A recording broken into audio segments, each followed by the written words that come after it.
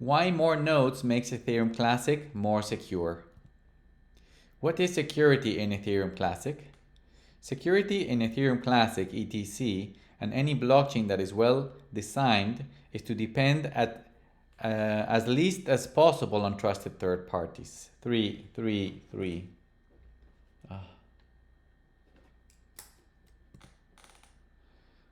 Why more nodes makes Ethereum Classic more secure? What is security in Ethereum Classic?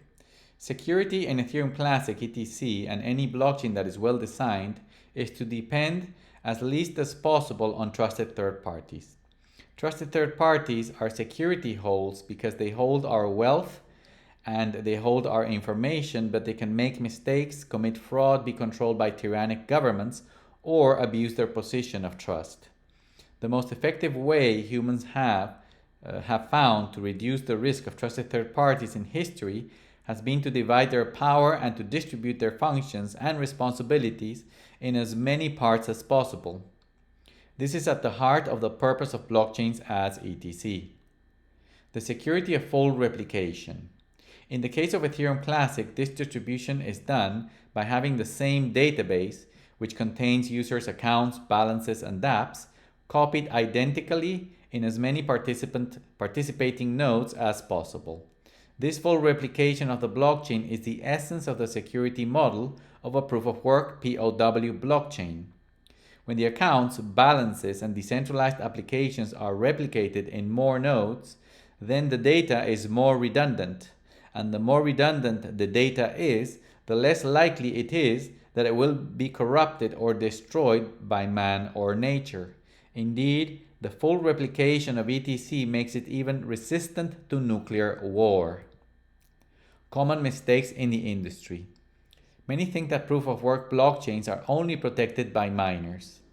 This can't be further from the truth because proof-of-work is just one part of the security model.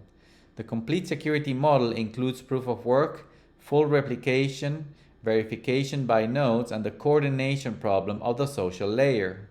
However, only proof-of-work blockchains as ETC can have this complete set of security guarantees. Thinking that only the community or the social layer provides security is another gross error in the industry. As explained above, the lack of coordination ability by the ecosystem is only one of the security components, and the weakest at that. When blockchain designers have this confusion, then they introduce false security models such as proof of stake or proof of authority, which depends solely on the honesty of the social layer, thus re-centralizing their systems in trusted third parties all over again. Each additional node subtracts a fraction of risk. If you think of it mathematically, then each additional node in a blockchain that has a replicated copy of the whole history of the chain adds an additional fraction of security, or, said another way, subtracts a fraction of risk.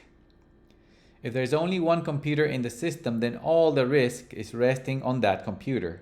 This can be described as having a risk of 1, which is the highest risk. If there are 2 computers in the system, then the system will halve the risk, or the risk will be resting in 2 nodes instead of only 1. This can be described as having a risk of 1/2. If they keep adding nodes, for example, then 3 will lower the risk to 1/3, 4 to 1/4, 5 to 1/5, and so on until the risk will tend to 0. This is why blockchains such as ETC are so secure, because many nodes around the world have replicated its database. The importance of globality. We will emphasize the term around the world above because if all the nodes of a blockchain were operated or held in the same place, then they would all count as one because one or very few people would control them, thus bringing back the high dependency on trusted third parties. The key is to have the nodes distributed in as many people, countries, regions, cultures, religions, languages, and jurisdictions as possible. This reduces even more the risk of coordination of the social layer and creates a physical redundancy that protects the system against natural disasters and also man-made disasters such as tyranny, wars, excessive regulation, etc. Security at the individual level. Security is also enhanced individually by running a node in ETC. When people use wallets, exchanges, dApps, and other services to process their transactions, manage their smart contracts, and check their balances, all their activity goes through ETC blockchain nodes. If these nodes belong to third parties, then users are depending on these entities as to the veracity of the information. The most secure setup to use a blockchain is to run your own node and to verify by yourself all information and to process all transactions safely. Security at the network level. Unfortunately, there's no way to force, dictate, or to incentivize node operators safely to run more nodes in as many countries, regions, cultures, religions, languages, and jurisdictions as possible. Many have proposed some economic models or even are paying tokens to node operators to run more nodes, but these ideas usually have hidden risks.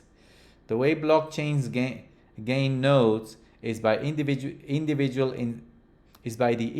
incentives described in the previous section. Usually, high-value economic nodes, such as popular wallets, exchanges, institutional investors, high-net-worth individuals, banks, custodians, and others, tend to run several nodes each because of the value at risk that they manage in blockchains such as ETC. The more value at risk, the more node operators will want to run their own nodes. Thus, more nodes will exist on the blockchain. This is one of the reasons why the increase in market capitalization of a proof-of-work cryptocurrency is so important and central to its design. The purpose of proof-of-work was always full replication. The main goal of cypherpunks when designing systems for a cryptocurrency was to have what they called secure property titles with ownership authority. And the main security model was to replicate the data in as many nodes in as many places as possible. Proof of work was the solution that provided the consensus mechanism so that all nodes could agree on the same replicated database, but it was a means to the end of full replication. As secondary benefits, proof of work provides hard money because the cost of creating the blocks in the blockchain is the same as creating the money, and the barrier to reverse the chain because the work will have to be done all over again to change past transactions. These were additional benefits, but what was sought was full replication in as many nodes in as many places as possible. Thank you for watching this Ethereum Classic video. To learn more about ETC, please go to ethereumclassic.org. Thank you very much.